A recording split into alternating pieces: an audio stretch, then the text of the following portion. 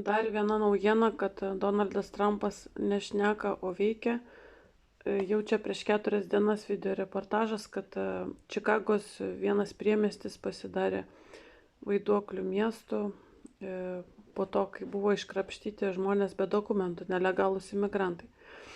1300 pačiupo, 1000 iš jų kriminaliniai yra. Tai jūs pagalvokite, koks bardakas buvo prie Baideno administracijos. Ir rodo, kad jie iš palapinių iškrapštami, paskui dar praneša, kad federaliniai agentai eina nuo durų prie durų ir paskui žurnalistas užeina į restoranėlį meksikiečių legalizavusių ir jisai atvyko 1994, pirmą turėjo tako kioską, dabar turi restoraną, restoraniuką mažiuką ir jisai sako, dabar kai visa šita kampanija prasidėjo, aš irgi bijau.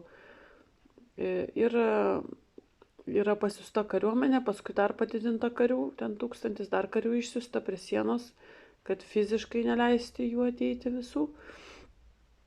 Ir po to, po šitų 1300 sučiupimo, dar apeita kažkoks AIS rajonas ir 2300 rasta be dokumentų.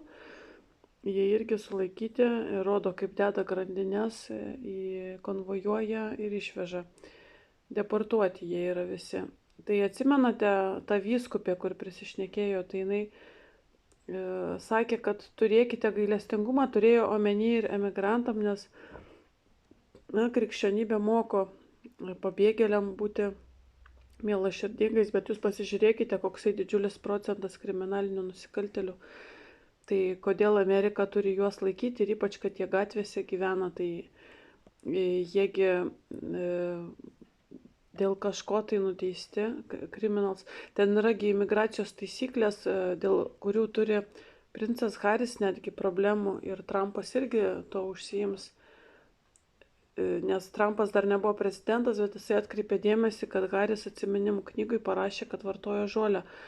O imigruojant į Ameriką reikia nurodyti, ar vartoja narkotikus ar ne, ir jisai nenurodė. Tai rašoma, kad tas failas dėl Hario yra įslaptintas, bet irgi bus išslaptintas. Tada dar Trumpas imasi išslaptinimo bylų, kurios kažkodėl tai laikytos po 7 užraktais, tai Liuterio Kingo nužudimas ir prezidento Kenedžio nužudimas bus išslaptinta ir visuomenė galės sužinoti. Vadinasi, mes buvome penimi pasakėlėmis ir pasakėčiomis apie šios 2 nužudimus.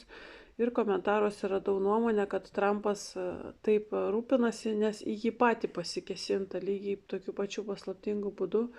Šaulys šovė ir jo dabar nebūtų. Na, visiems tiem, kas sako, kad čia kažkoks tai klonas, į kloną man nepanašu, man tik tai panašu, kad jisai labai atsigavęs, labai ruošiasi šitam prezidentavimui, labai skuba, nes jisai nėra labai jaunas. Ir visokių gali būti ir impeachmentų, ir visokių valdžių perversmų, jisai skuba padaryti savo darbus, ką yra užsibrėžęs rinkėjams. Ir tai yra labai nuostabu, nes Lietuvoje mes tokios politinės kultūros iš viso neturime.